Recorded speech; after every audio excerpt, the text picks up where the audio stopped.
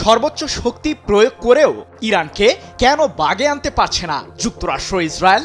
মার্কিন আধিপত্যবাদের বিরুদ্ধে মাতৃভূমি রক্ষার প্রত্যয়ই কি এক্ষেত্রে অনুপ্রেরণা যোগাচ্ছে ইরানের সামরিক বাহিনীকে? টমাহক মডেলের ৮ শতাধিক ক্রুজ ক্ষেপণাস্ত্র এখন পর্যন্ত ইরানের বিরুদ্ধে ব্যবহার করেছে মার্কিন কেন্দ্রীয় কমান্ড। দেশটির সদ্য সাবেক সর্বোচ্চ ধর্মীয় নেতা আয়াতুল্লাহ আলী খামেনিকে হত্যার মাধ্যমে ইরানের সরকার ব্যবস্থা গুঁড়িয়ে দেওয়ার ষড়যন্ত্র করেছিল ইহুদিবাদীরা, কিন্তু তাতেও ব্যর্থ হয়েছে যুক্তরাষ্ট্র ও ইসরায়েল। প্রশ্ন হলো, ইরানের শক্তির মূল ভিত্তিটা আসলে কি? টানা ১ মাসেরও বেশি সময় ধরে যুদ্ধের ময়দানে ইহুদিবাদী শক্তির বিরুদ্ধে লড়াই অব্যাহত রেখেছে ইরান। ইসরায়েল যুক্তরাষ্ট্রকে বিন্দুমাত্র ছাড় দিতে নারাজ তেহরান। ক্ষেপণাস্ত্র কর্মসূচির পাশাপাশি ইরানের পারমাণবিক কার্যক্রমকে পুরোপুরি ধ্বংস করার পায়তারা আজও চালিয়ে যাচ্ছে ইহুদিবাদীরা।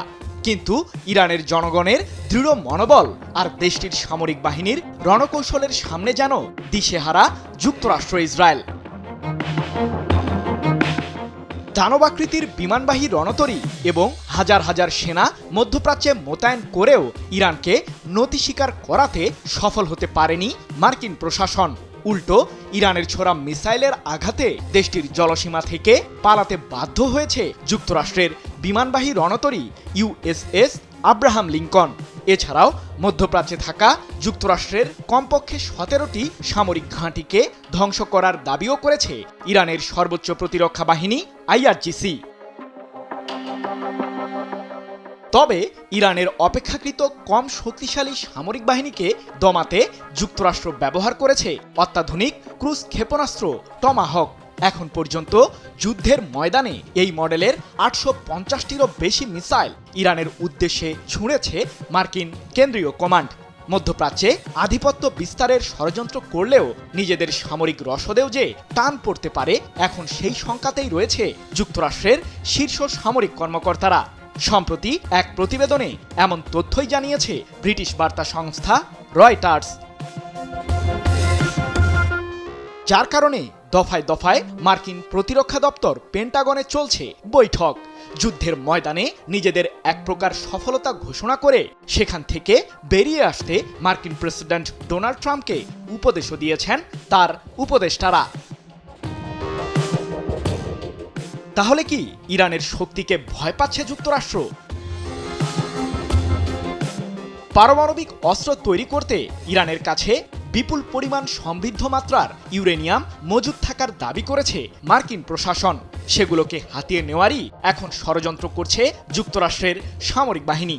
এই ষড়যন্ত্র বাস্তবায়ন করতে ইতিমধ্যে মধ্যপ্রাচ্যে বিশেষ সামরিক বাহিনীর সদস্য নিয়ে এসেছে মার্কিন কেন্দ্রীয় কমান্ড। তবে তাদেরকেও ঘায়েল করার শপথে অটল ইরানের সশস্ত্র বাহিনী।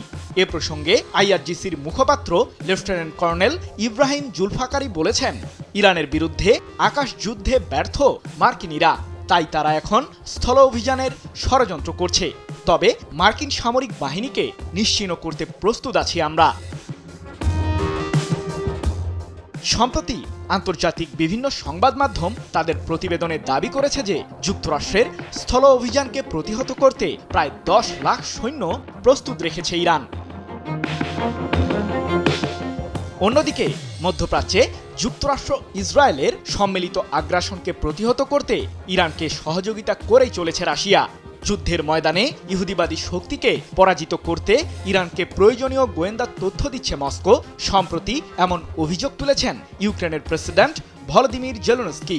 সেই সাথে চলমান এই যুদ্ধে ইয়েমেনের বিদ্রোহী গোষ্ঠী হুথিদের প্রবেশকে ঘিরে ব্যাপক ভয়েই আছে ইসরায়েল, যার কারণে যুদ্ধের ময়দান থেকে এখন বেরিয়ে আসার পথ খুঁজছে ইহুদিবাদীরা, এমন দাবি বিশ্লেষকদের।